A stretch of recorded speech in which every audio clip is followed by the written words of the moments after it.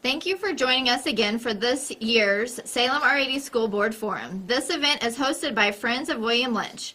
The election will be held Tuesday, April 5th. Two of these three candidates will fill 2 seats alongside current R-80 board members. Candidates for the board include Sammy Parker, Calvin Malone, and Philip Mercer. This forum is broadcasted via Facebook and will be available on YouTube through KSMO Media. We appreciate their time covering this event. Candidates, thank you for participating in this event. The forum will be conducted as follows. Each candidate will be allowed 3 minutes to present an opening statement. We want to remind you of a 5-minute time limit to answer each question. The timekeeper will help you with that countdown. Following the statements, the candidates in reverse order will be allowed 3 minutes for closing statements. Let's start with opening statements. Sammy? Hi, thank you. Thank you guys for hosting this. My name is Sammy Parker. I have been a Denton County resident for 15 years now. I have was raised in Iron County in Viburnum, and I graduated from Iron County C4 schools, class of 2004. Right after high school, I decided to go to college. I went to Springfield, and that was my plan to stay in that area, but plans change, and I met a farmer from Denton County, and the rest is history. I moved to Salem in 2007 and married my husband, Greg. Greg is from Salem, graduated a class of Salem High School of 2001. We live on our Parker family farm out east of town in the Stonehill area, and we are raising our 2 kids on the land where Greg grew up and where his brothers grew up, and that's a legacy and a heritage that's important to us. I have a degree. I have a degree in a Bachelor's of Science in Business Administration. My experience professionally, most of it comes from my work with Town and Country Bank. I've been there for 10 years. I have experience in finance and human resources and marketing, and I'm currently their internal auditor there at the bank. Greg and I have 2 amazing kids, which I'll get to speak more on later, but of all the things that I've told you about myself briefly, I'd like for people to know that I am a Christ follower. As a believer, when I first moved here, it was important for me to find a church and to get plugged in, to build relationships and meet people, and I have found that church home at First Baptist. I'm a member there, and the people that I worship and serve alongside are part of my family. It's part of who I am, and they are definitely part of my family. Okay, Calvin? I'm Calvin Malone. I've survived almost 20 years of marriage to Julie Malone. I have 2 kids, Kason and Colby. Colby's a 5th grader, Kason's an 8th grader. I'm a lifelong Salem guy. I graduated in 1998, left after high school for a short while, went to College of the Ozarks, came back, finished my degree at SBU here in Salem, so I have a bachelor's degree in business administration as well. Typical, try to be the all-American dad. I love to hunt, fish. I coach a 7th grade basketball team at the school. I enjoy being involved with the kids. And Sammy is actually in my Sunday school class. I attend First Baptist Church as well, and that's obviously focal point for Julie and I, and we enjoy raising our kids in church there. So that's about it. Okay, Philip? My name is Phil Mercer. I've lived in Denton County almost all my life. I graduated in '98 with Calvin, and I moved to Florida for 10 years where I met my wife, Stacy. We have 3 kids, Tyler, Madison, and Peyton. And we decided, I actually brought her up here to meet my parents, and then it was her idea to move back. And I served out at R1 school board for 3 years before we moved to R-80, and I would just like to continue some of the stuff that I did out there in this school district. Okay, so we're going to start with the first round of questions, and we're going to start with Sammy. So the first question is, what qualities would you bring to the Salem R-80 school district? I think the first qualities that I would bring are, I know who I am, I have a strong sense of self, and I know whose I am. My standards and my principles are not based on worldly standards of right or wrong, but biblical principles, and that's something that I stand on. It gives me a firm foundation for making decisions. It gives me a firm foundation for how I treat people and how I serve. I'm also a reliable person. I don't mean that I will show up to meetings and show up on time. I mean that I will get involved and I will do my best to represent and represent well. I also professionally have honed the skill of analyzing data and appreciating facts, and I do that on a daily basis. That's definitely part of my job, but I also have the ability to step back and consider big picture and understand how that data impacts the situation as a whole. That's especially important in an educational role because you have to consider the data, but it's one of the factors. You have to also really step back and consider how it impacts the student and how it impacts the learning environment. So those are some qualities that I think I would bring. Okay, Calvin? Qualities, where do I start? I had the good fortune of being raised in a blue-collar household, and in that setting, you know, I was instilled a lot of common sense, and my dad was one of those guys that worked really hard, and he could stretch a dollar a long ways. And I've applied that later in life, you know, whether it's owning my own business, taking care of budget with that, learning how to get along with people. I really excel in a team environment, and I really think I work well with other people, and I also enjoy a good debate. I don't like to argue, but I like to discuss things that matter and get down to the nitty-gritty of things. So I think I have a unique skill set that I bring to the table, and I look forward to using it. Okay, Philip?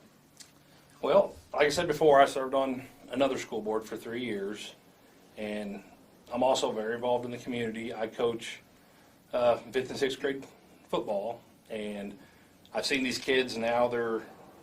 I think the first group I coach are juniors in high school now, and I don't want to stop helping them, you know, when they get to 7th grade and I don't get to coach them anymore, you know. And I've had my oldest, he graduated last year, and stuff I've seen him go through, I don't want some of my 2 younger ones to go through. And, you know, I've got firsthand knowledge on a lot of that stuff that needs to be changed. I mean, and there's a lot. Okay, so the next one will be for Calvin. We'll start this one. Do you have children within the district, and why do you desire to be on the board?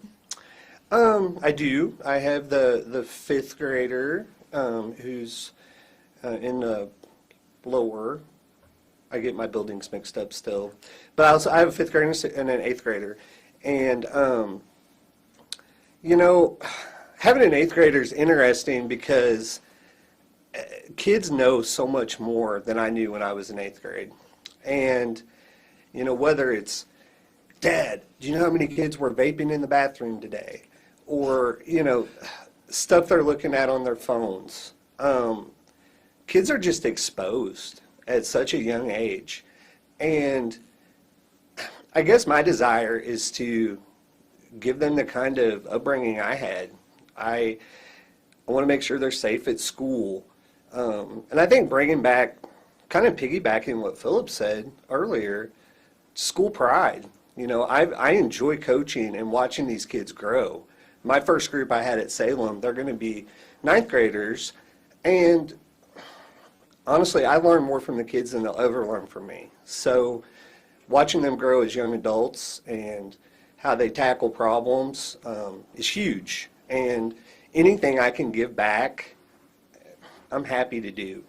And the school pride thing, whenever I was young, nobody wanted to play Salem in football. Nobody wanted to be involved with us because we were winners. And we've somehow lost that along the way. And it's, I don't know where, but I think that's why I enjoy being involved with the youth programs. And, you know, the school sets the tone for the community. And I'm a firm believer that a strong school system makes a strong community. Okay, Philip? Well, yeah, I already said I've got, you know, 2 kids in the district and one that already graduated. Maddie, well, she's in school with Calvin's boy, and Peyton, he's in 3rd grade. And it's pretty much like he said, you know, the pride's not there, whether it's students in academics or sports or just in general. And like you said, nobody wanted to play us. I mean, whether it be sports, academics, or anything, we were the ones to beat. Now we're not, and it's frustrating. I mean, I really can't say a lot. We're on camera, but we won't go there. But I'm sure everybody's watching's thinking it. Okay, Sammy? Yeah, I have 2 children within the district, and I love that this question asks, do I have kids in the district, and why am I running? Because I do, and yes, they are absolutely a huge part of my factor for deciding to run. My children are Owen, who is a 10-year-old in 4th grade at upper elementary in Mrs. Bass's class, and Allie Jane, a 7-year-old in the 1st grade at lower elementary in Mrs. Major's class. They are both independent individuals, different of one another, different learners, different abilities, different strengths and different weaknesses, different challenges, but the school adapts well to all of those kids, and it has really been a pleasure raising them through this district and watching them grow and learn. As a parent in the school district, I'm absolutely invested in and committed to the success of this district in the short term. I see the next 10 years, my kids are going to be going through some huge changes through this district, and I'm committed to helping them grow through this district. But then, as a community member, I'm committed to the long-term success, and I think we all should be. We all have to step up and do a better role, take a more impactful role in getting involved in our schools, and this is my part in doing so, is running. This would be my first opportunity to serve on board, my first time running, but this is not my first experience with school board. Growing up, my dad served on school board and was president of school board during my childhood, and he and the way my mom served in our community and through our church set the precedent for me and my siblings of how you serve and why you serve, and you do so willing to work and willing to use your strengths to help others, but never to build a name for yourself or to accomplish your own goals, but it's to help others, and that's why. Okay, the next question. An individual school board member has no authority. Only the board as a whole can make decisions for the district. What skills or traits will allow you to contribute to effective operations of the board as a whole? And Philip, we'll start with you. Well, like you said, it's a board and a whole, which I work really well with others. I've been on a team my entire life, through high school, whether it's in the workforce on a construction crew. I've always worked really well with others and have taken the lead if needed. If not, I have no problem, stepping in line and doing what's best for the school or the student body, and, anything like that. And but if it is something I do believe in, I mean, I don't back down really easy from anything, so there won't be, yeah, we'll do this, and then I don't do that. No, if I say I'm going to do it, I'm pretty much going to do it, period. Sammy? The MSBA refers to a board as a representative body, and that's so simple and obvious, but it's absolutely spot on. I consider the board absolutely a representative of the community and of the voters who have put them in that role, and I take that responsibility seriously. But I think in order to be a good representative, you have to be in touch. You have to be in tune with what's going on in the community, but certainly in the district. And even if it's not something that the board needs to get involved in, because the board does not get involved in all the things, but it's good to be in tune. You can't have that, though, without good communication. And by communication, I don't mean I would have the right thing to say or do, but you just being willing to listen, being accessible, being present, and really, I think being transparent is a huge part of it, to make sure that both sides feel that they can come to us whenever they need to, and trust that we will be an ear that will listen, but also someone that's going to serve and work to make a change if necessary.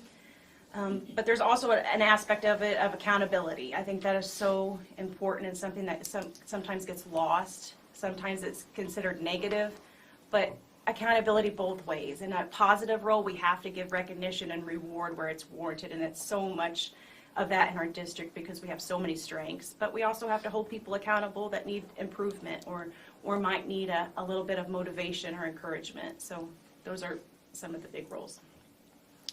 Calvin? The board's role is budget and policy, and that's just how I look at it. And since this is an elected position, I've been surprised already at the number of questions I've had about how I feel about certain things. Had a really interesting one today, actually, and I think it's an honor to represent people, and like Sammy just said, you've got to be able to listen. People, the board kind of has a PR problem right now in the community. So does the school. Can't put my finger on exactly why, but you know, the transparency part of that is very important, because I don't think they really are doing anything to create a PR problem, but I do think communication isn't transferred well.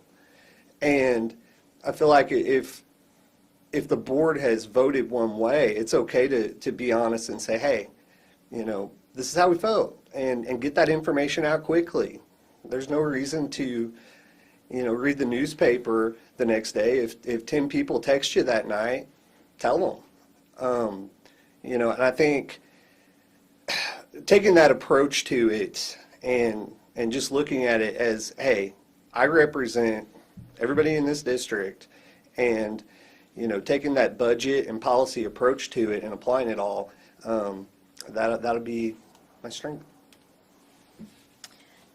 Okay, so question number 4, Sammy, we're going to start with you. What campuses have you visited, and what were your impressions? I visited all the campuses. I'll kind of start in reverse order with the high school, middle school first, and then work my way down. High school, middle school are the buildings that I'm least familiar with, because my students are still littles. But I can offer perspective of a visitor, because that's really been my role in those facilities. I see the improvements that have been made. Those are the ones that have benefited from the most recent renovations through the board, or through the district, and those are seen, those are noticed, and those are very necessary. But there are other issues that we need to address, and we need to be putting in our pipeline. So immediate needs, and then ones that are going to be long-term goals that we need to plan for and plan well for. I also think,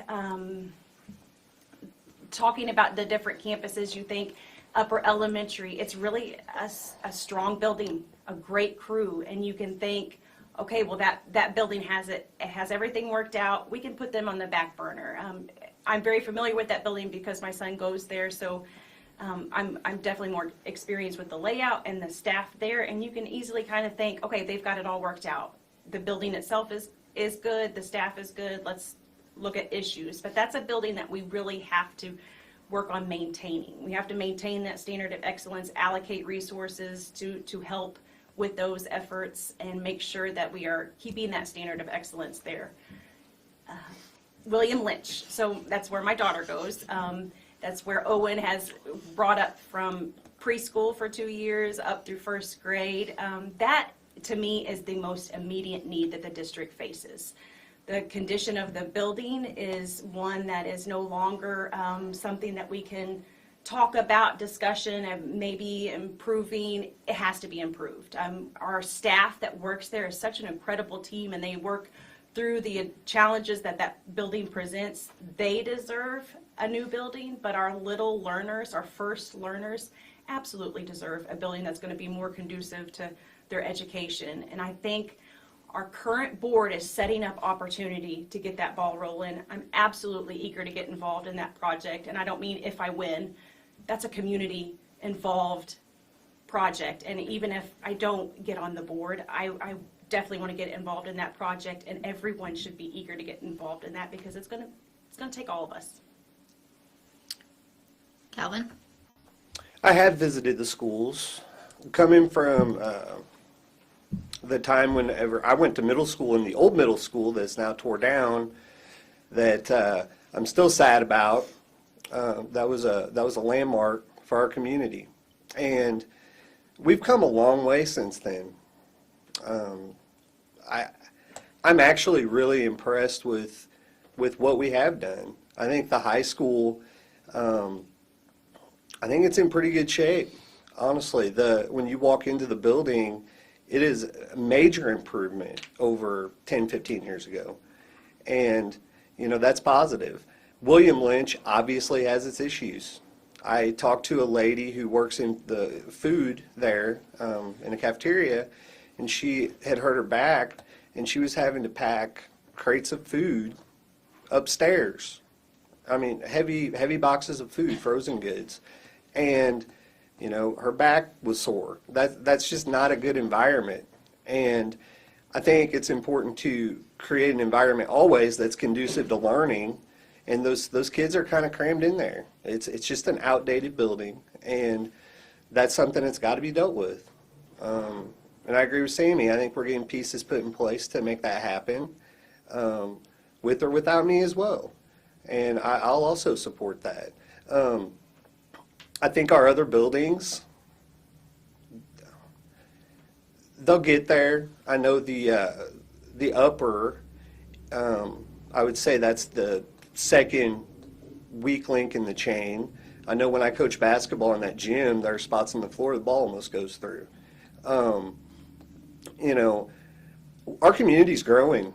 I mean, if you look at our county statistics, our classrooms are too big. And teachers are going to be a lot more effective with more room. Kids are going to be more effective with more room. And I think we've made a lot of strides, but we still have work to do.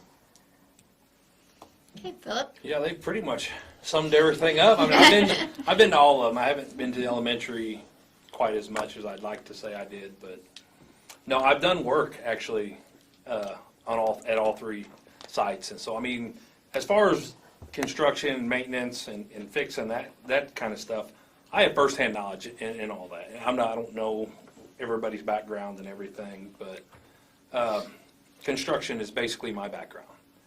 Structural, pretty much every aspects of it. So, and like they said, the elementary is really just need to, I guess, just rip that Band-Aid off and let it heal. Mm-hmm. But you can't do it until you tear it off. But yeah, that's the one that really needs the attention. And like they said, the upper is, it's well maintained and it's nice. And they put that track around it, which gets the community involved in it. So I'd say out of all the ones, if they needed community help, that would be, because the community's kind of involved in that one when they walk the Tiger Trail and everything. But yeah, other than that, their high school's pretty well. I mean, it's pretty solid. Mm-hmm. Okay. If elected, what specific goals and plans do you have to maintain and improve the quality of education in the district? And Calvin, we'll start with you. Me to go first again. Yes. Sit in the middle. Right in the middle. I want Salem to be a preferred destination for teachers, coaches, support staff. I'm sure everyone's going to say the same thing. We need to increase pay, but that's across the board.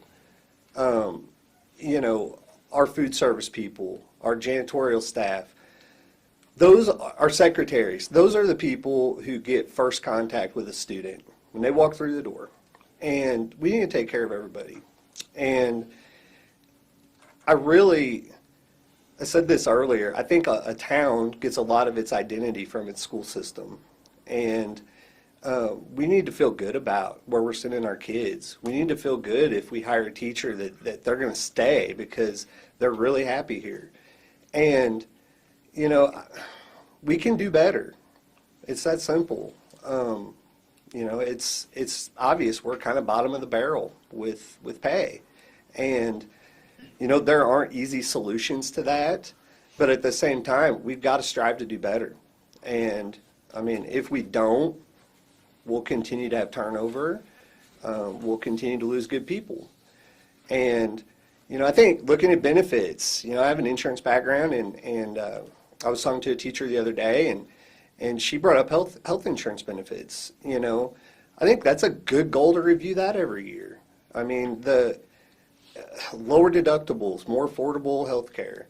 I just think across the board, making it a preferred school district to work in as opposed to our neighbor school districts, I think that's an awesome goal, and I think it's very achievable. Okay, Philip?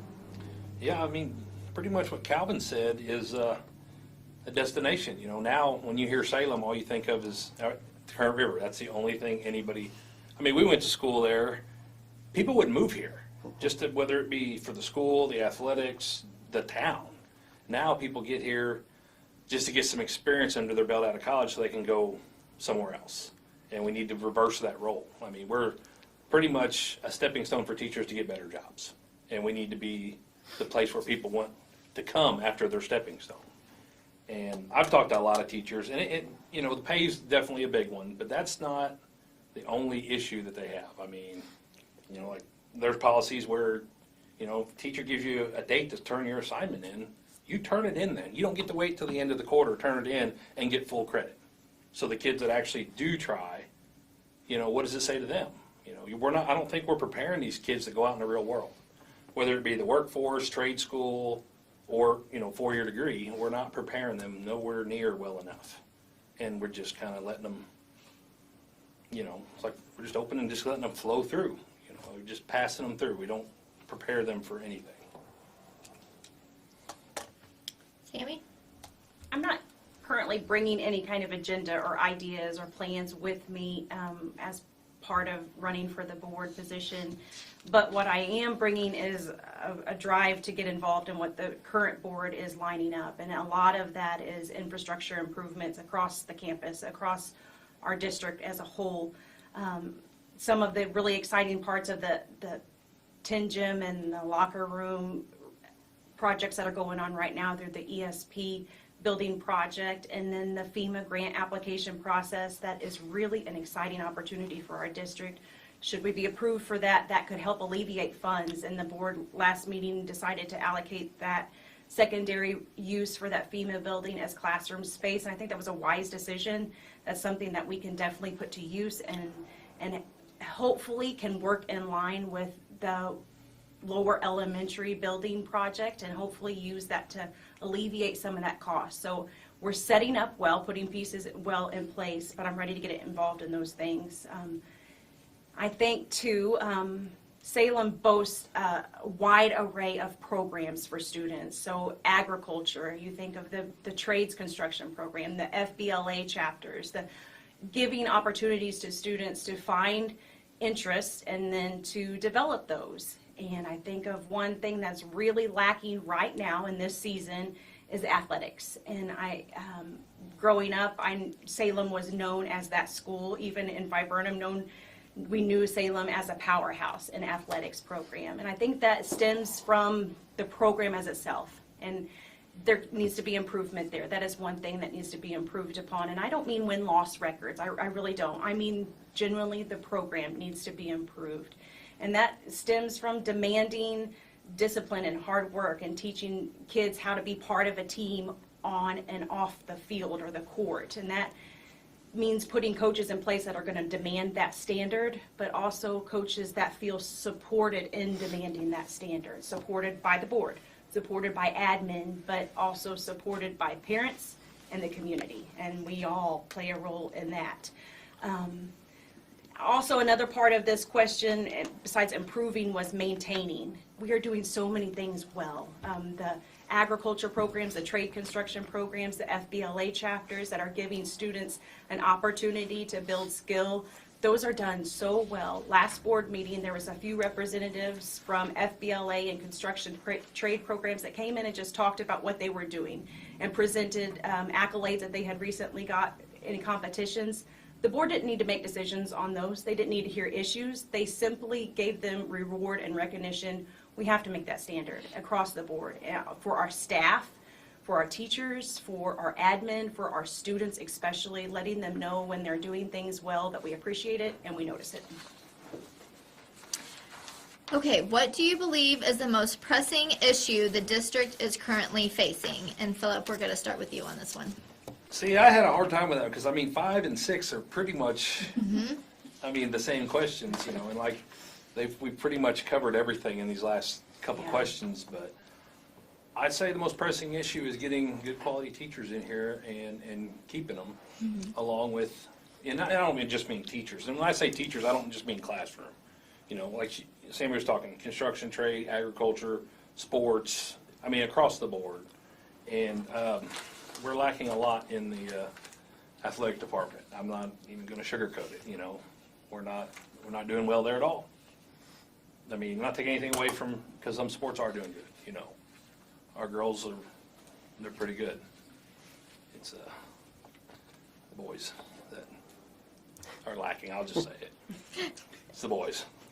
And it's not the students themselves, which I know they catch a lot of flack, and they get the blame for everything. Oh, they're bad kids, or this and that, which, you know, I've coached a lot of these kids, and I talk to a lot of these kids on a daily basis, and they just, when you have to go ask kids to play a sport, I mean, there's something wrong with that. You know, when you're looking at the best athletes, and a lot of them don't want to play, well, what's the issue with that? You know, I'm not going to dig too much into that. Sammy, we'll just go on right to you. We'll keep PG-13. Right.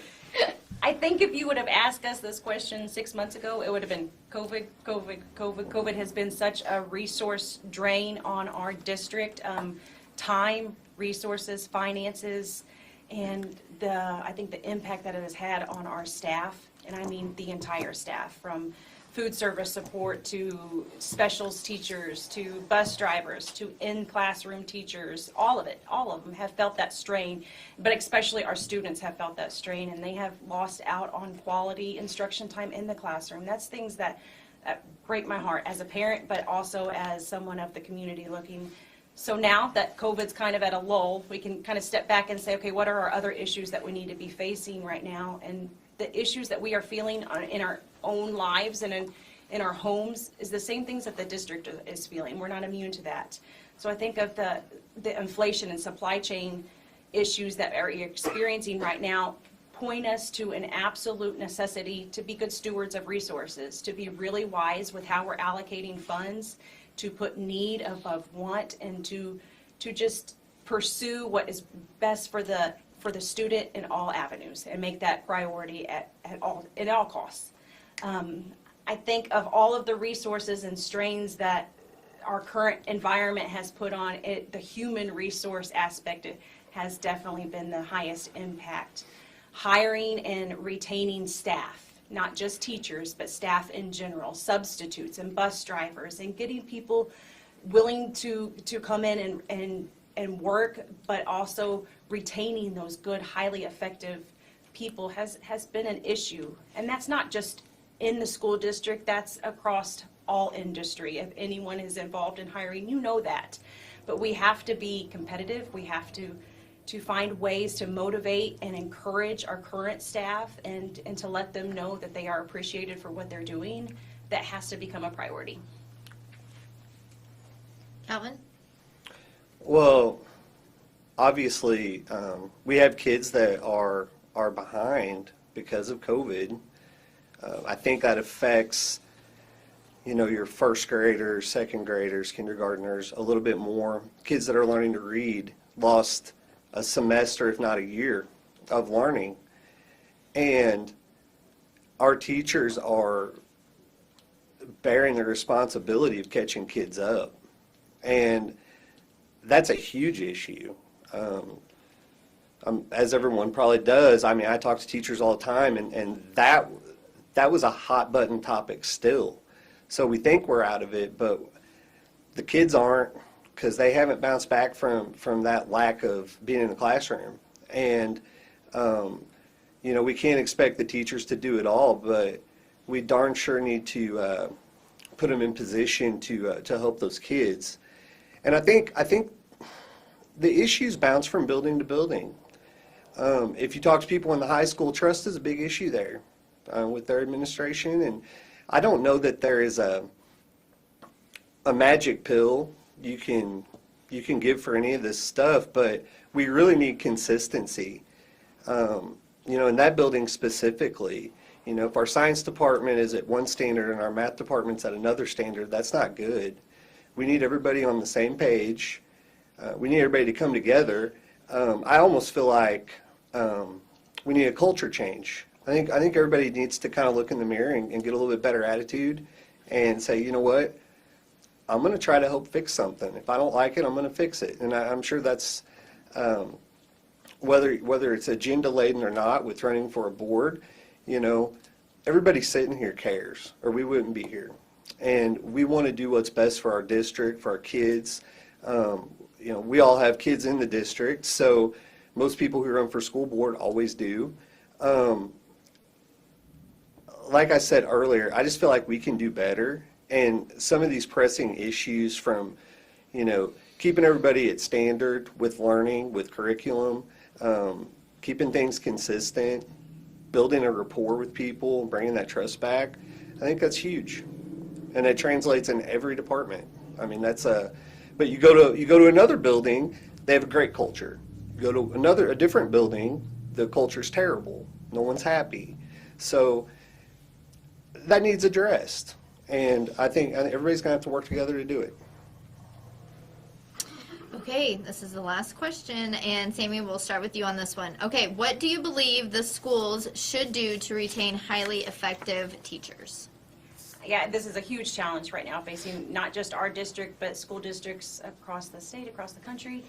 We have to make compensating these teachers for what they are worth a priority.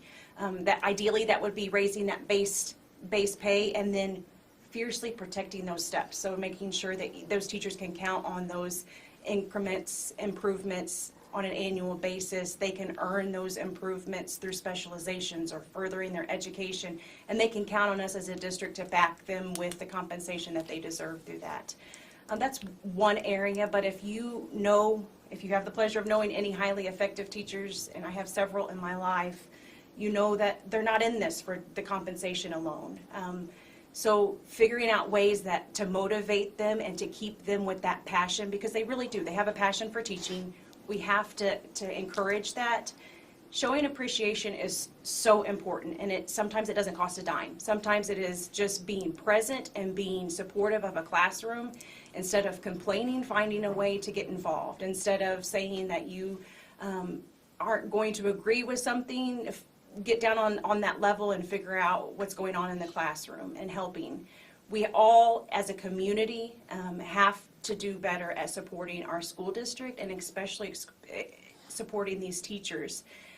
We're not going to bring in quality teachers if they're bringing into a community that's not supportive of them, and it's obvious. So we have to do better at supporting our teachers. I think that's my priorities, yeah. Okay, Calvin? I think we have to strive to make our school district, like we said earlier, a destination place to work. We need to raise the bar and simply put, make it a really good place to come to work every day. And that goes back to some of that culture. Honestly, the teachers I talk to, it's 50-50. Some of them are very unhappy, other teachers very happy. Pay is one thing, but we have to at the very least find a way to be competitive in our area. If we go down the road to towns we can literally almost throw a rock to, teachers are paid better. And some of them are smaller districts, some of them are bigger districts, but we're really low on that scale. And part of taking care of our people and making a good place to work is paying them better. And the trust thing's important. They need to know that in the classroom, if somebody's going to get their back, none of us are perfect. Teachers are going to make a mistake, and they've got to have support. And, it all does trickle around. If we have a good secretary or a janitor that high-fives all the kids in the hallway, we need to keep him, and we need to keep that secretary. So, really just striving to be better and make it a really good place to come to work. And that entails a lot, I know. But, we're here to work together, and I think we can get it done. Okay, Philip? Absolutely. I agree with everything both of them said. There's not a whole lot to add. Because I remember, when I went to school, and I'm sure Calvin does too, the teachers that were here were taught our older brothers and some of our dads. Well, we don't really have that anymore. And we've got to find reasons to keep them here. It's, like I said before, it is just a revolving door of teachers, like he said, whether it's, the janitor asks every teacher if she needs anything, at the end of the day. It's not, it's teachers teach our kids, but every employee of the district supports those teachers in one way or another. And we've just got to find a way to make everybody happy. I mean, I know that's the impossible question. Let's make everybody happy with that magic bill Calvin was talking about. But yeah, we're just going to have to find a way to make them want to come here. Mm-hmm. I mean, for whatever reason, they're not. And my kids play travel ball, and I know both of theirs do. And we've been to, how many schools you think we've been to in the summer? Bunch. Or through the school year, probably 30, 40 between all of us. And when you walk into these other schools, you can feel how much everybody enjoys being there because they're there on Saturdays, And we've got to find a way to make Salem like that again. And we've gotten so far away from that to where it's just blinders on, you're going to work, you might as well just be in a cubicle. You're there for a paycheck. And we need to get away from people working in the district just for a paycheck, where they want to be there. Okay, guys, thank you so much for being here and for answering those questions. Now we're going to start with closing statements. Philip, we'll start with you. Oh, I think we've covered everything. I'm sure everything I'm going to say here we've already covered. If elected, my goal is to improve the environment for all the students, teachers, and employees of the district. The pride and confidence that I gained when I went to school here, you just don't see it in the future generations that are coming out now, and I'd like to instill that into them, where it used to be anywhere you went, somebody had a Salem shirt on. You would go, my sister Betty used to get so mad because she would go 3 states over and somebody knew about Salem, That's it. I don't really have. I mean, we've covered everything else. It's like. Okay, Sammy. First of all, thank you all for hosting this event. I wish everyone watching could see our angle because this is a professionally set up event here. I appreciate you girls hosting this and facilitating this, but really they do so much behind the scenes and getting involved that many don't know about. And that would be what I would like to use the closing statement to encourage. Get involved. There's opportunity in every single district, and there's opportunity for every single person in the community to get involved. One example is at William Lynch, the Friends of William Lynch program. Right now they're fundraising for their biggest opportunity to impact the most kids, and they buy 100% of the school supplies for all of the kids at William Lynch. They're selling donuts right now, and if you're like me and don't need a box of Krispy Kremes in your possession, make a donation. Call them and ask if you can sponsor a supply. Maybe you want to sponsor the pencils for the year.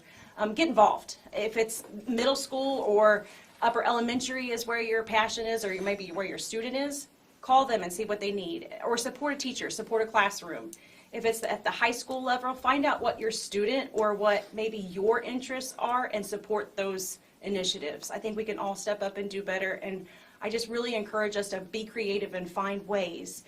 If that doesn't fit you, if you don't really know of anyone in the district and you don't know where to give, think of the areas that you go, maybe a church congregation, and if you know of a teacher, bless that teacher with something for their classroom, or just give them some money to say, go buy a supply that you need, because you can guarantee that teacher is spending out of her pocket to provide something for her students. So find a way to get involved, get plugged in, but the easiest way you can get involved is to vote.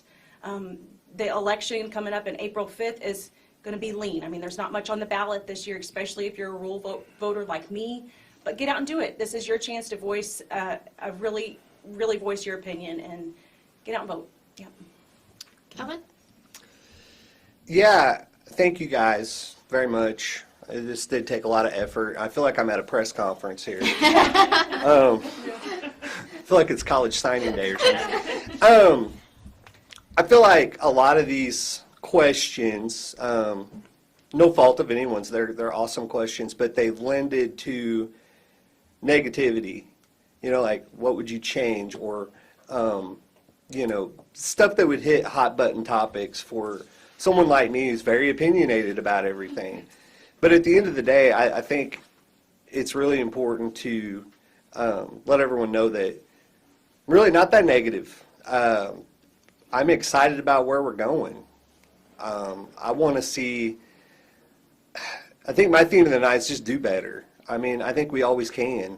And I think when you quit trying to do that, you get stagnant and you fail. And, you know, honestly, William Lynch, when that was brought up, we should have dealt with that a long time ago.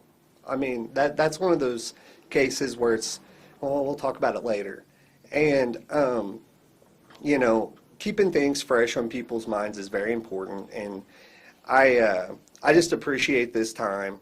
And honestly, please vote. I agree with Sammy on that. I mean, you can't go wrong. You got a 2 out of 3 shot here. So, and please remember, you do get to vote for 2 people. I know if you're like me on those ballots, I don't like to read them. But seriously, our hearts are all in the right place. I feel like I know mine is. I enjoy these kids. I have a unique perspective being involved directly with the school district. And I love working with all those teachers and coaches, whether it's saying hi to Miss Cooper every day in the gym for basketball practice or giving a kid a ride or whatever. I love every single one of them. And I agree with Philip. I stay in touch with all my kids. And I've coached travel basketball since the kids were in 3rd grade. And it's a heck of a lot of fun watching them turn into young men. So please get out and vote. And thank you, everybody, for watching. Okay, this concludes the Friends of William Lynch Salem R-80 School Board Forum. We appreciate your willingness to participate, and we encourage voters to visit the polls April 5th.